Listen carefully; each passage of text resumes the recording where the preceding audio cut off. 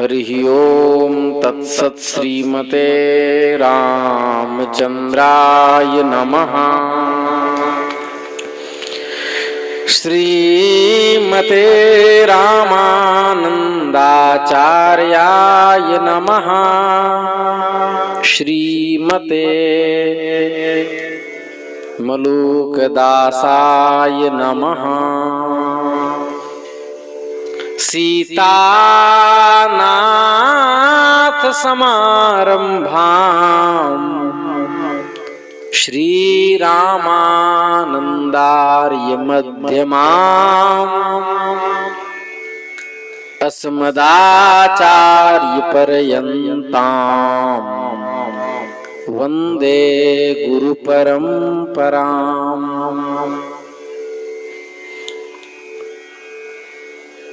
श्री राम जय राम जय जय राम। श्री राम जय राम जय जय राम। श्री राम जय राम जय जय राम। श्री राम जय राम जय जय राम। वृंदावन बिहारी लाल की जय। भक्तवांछा कल्पतरु भक्तवत्सल शरणागत वत्सल दीन बंधु दया सिंधु भगवान श्री हरि की असीम अनुकंपा से हम आप सब आज पुनः रामानंद संप्रदाय वैभव वर्णन के क्रम में भगवान का चरित्र श्रवण कर रहे हैं।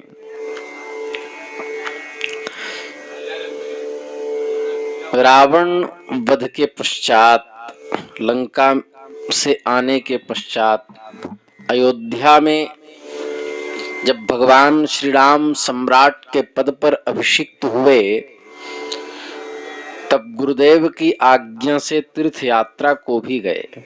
तीर्थ से आने के बाद रामचंद्र भगवान ने गुरु वशिष्ठ से कहा, हे गुरु, भगवान अगस्त के कथनानुसार मैंने तीर्थ यात्रा की। अब उन्हीं की बातों से मैं अब अश्वमेध यज्ञ करना चाहता हूं। यज्ञ की जो जो आवश्यक वस्तुएं हों, कृपया आप लक्ष्मण को बता दीजिए।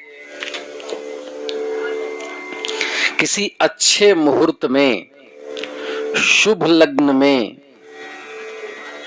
ऐसा अश्व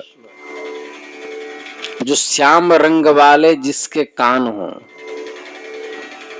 पैर और पूंछ हों श्याम वर्ण के। ध्यान से सुने, अश्वमेध यज्ञ के लिए कैसा अश्व चाहिए। ऐसे घोड़े को सुंदर वस्त्रों और आभूषणों से सुसज्जित करके पृथ्वी प्रदक्षिणा के लिए छोड़ा जाए। तदनंतर उस यज्ञीय अश्व की रक्षा करने के लिए 10,000 सेना के साथ सुमंत और शत्रुघ्न प्रस्थान करें। भगवान की बातों को सुनकर महर्षि वशिष्ठ ने ज्योतिषियों के साथ मिलकर अच्छे लग्न, अच्छे नक्षत्र से संयुक्त एक बढ़िया मुहूर्त देखा और सभा में ही रामचंद्र जी के सामने लक्ष्मण जी से बोले, हे लक्ष्मण, रामचंद्र के यज्ञ की दीक्षा लेने का शुभ मुहूर्त आज से ठीक 7वें दिन है। सबसे पहला काम यह है कि इस अश्वमेध यज्ञ के लिए राम तीर्थ की भूमि सुवर्ण के बने हुए हलों के द्वारा ब्राह्मणों के साथ जोत कर शुद्ध किया जाए। यज्ञ भूमि का शोधन कहते हैं उसे। अयोध्या के चारों ओर 10 कोस तक की जमीन पर ताल कर बराबर की जाए, ऐसे साफ की जाए उसमें कहीं कुछ भी कंकड़ पत्थर न रहने पावे, और फिर केसर चंदन से लीप कर वह भूमि पवित्र करनी होगी। उस भूमि पर ऐसे मंडप बनाए जाएं जो सुंदर हो और कहीं से कटे फटे न हो। जामुन, आम आदि वृक्षों की शाखाओं तथा फूलों पत्तों से खूब अच्छी तरह सजाकर केले के खंभों का फाटक बनाए जाएं। मंडप के चारों ओर फूलों और फलों की मालाएं लटकाई जाएं। मंडप के भीतर ईंट और चूने की पक्की जोड़ाई करके 1000 वेदियां बनवाई जाएं और वहीं मिट्टी का एक बड़ा भारी कुंड बनाया जाए। लेकिन महर्षि वशिष्ठ कह रहे वह मैं अपने सामने बनवाऊंगा। कुंड के ऊपर खैर की लकड़ी का एक सुंदर गोमुख बनाया जाए जो वसोर धारा के काम में आएगा। सफेद, लाल, काले, नीले पत्थरों का चूर्ण और उपधातु जिसे कहते हैं गेरू, गंधक, जिससे महात्मा लोग पहले वस्त्र रंगते थे, उपधातु के चूर्णों से जगह जगह रंग बिरंगे स्वस्तिक लिखे जाएं। अष्टदल कमल बनाए जाएं। जहां तहां शंख, चक्र, गदा, पद्म तथा फल पत्तियों की चित्रकारी की जाए। चतुर्विंशत शुभाः कार्या यज्ञस्तंभा महोच्छ्रिताः विनिर्मिताः सुवर्णेन मुक्ताहार गुम्फिताः। सोने के 24 यज्ञस्तंभ बनाए जाएं जो खूब ऊंचे हों, उन पर मोती, माणिक्य आदि का काम किया गया हो। कुंड के पास अश्व देवता के निमित्त सर्वतोभद्र बनाया जाए। वेदी के चारों ओर अच्छे अच्छे चित्र बनाए जाएं। यज्ञ के लिए जितने पात्रों की आवश्यकता होगी वे सब हमारे सामने बनाए जाएंगे, ऐसा महर्षि वशिष्ठ कह रहे हैं। प्रायः वे सभी पात्र सोने के होंगे जैसे भगवान वरुण देव के यज्ञ में हुए थे।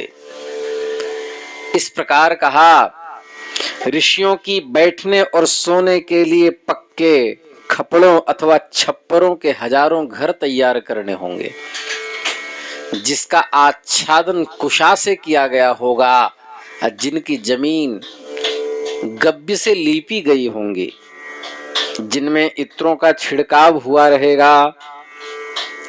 मंडप की एक और पाकशाला रसोई घर होगी, दूसरी ओर अशनशाला भोजन भवन होगा जिसमें बैठ के पंगत किया जाएगा। तीसरी ओर ऋषिशाला होगी अर्थात मुनियों के ठहरने की जगह बनी होगी और एक और सुंदर नारीशाला होगी जिसमें माताएं बहनों का स्थान होगा। एक बड़ा सा सुंदर मकान यज्ञ की सब सामग्री रखने के लिए बनेगा। अच्छे अच्छे कपड़ों से सजाकर राजाओं के लिए कई महफिलें बनाई जाएंगी। बैठने के लिए बढ़िया बढ़िया कालीन, बगीचे आदि मंगाकर बिछाए जाएंगे। पक्षियों के पखनों या रुई से भरी कितनी ही सुंदर तकियाओं राजाओं के लगाने के लिए रखी जाएंगी। सबको जल पीने के लिए विविध प्रकार के पात्र रखे जाएं। सभा भवन में जल पीने के लिए सुंदर और बहुमूल्य बर्तन रखे जाएं। पके हुए फलों से के शरबत से भरे हुए बड़े बड़े कंडाल वहां उपस्थित रखे जाएं। अनेक प्रकार के इत्र, गुलाब जल, केवड़ा जल, कस्तूरी और केसर का चंदन सबको लगाने के लिए तैयार रखना चाहिए। और बहुत किस्म के सुगंधित तेलों से भरे हुए कांचों के हजारों घड़े सदा तैयार रखे जाएं। बहुत से बर्तनों में सुगंधित चंदन और अक्षत रखें। विविध सामग्रियों के साथ हजारों तस्तरियों में पान के बीड़े लगा लगा कर रखे जाएं। हजारों चमर हाँकने के लिए मंगा लिए जाएं। खाने के लिए क्या क्या है? तो का स्थापनीयानि पात्राणि, कह रहे हैं खाने के लिए तरह तरह के पकवान सदा तैयार रहें, मुंह देखने के लिए अच्छे अच्छे राजाओं के लिए दर्पण मंगवाए जाएं, और खेलने के लिए चौसर आदि मंगवाए जाएं, कौड़ी मंगवाए जाएं, देश विदेश के राजाओं के चित्र मंगवाकर, जो वीर जिनकी गाथाएं ऐतिह्य हैं, इतिहासों में सुनी जाती हैं, उनको मंगवा करके प्रेरणा के लिए लटकाए जाएं। बहुत से जो पूर्वज हुए हैं, अनरण्य आदि महापुरुष, अज दिलीप आदि, उनके भी चित्र बनवाए जाए और उनको सभा भवन में टांगा जाए। बहुत से फूलों के गमले मंगवा कर वहां पर रखे जाएं। थोड़ी थोड़ी दूर पर हजारों फुहारे बनाए जाएं, जिनसे सदा जल की धारा बहती रहे।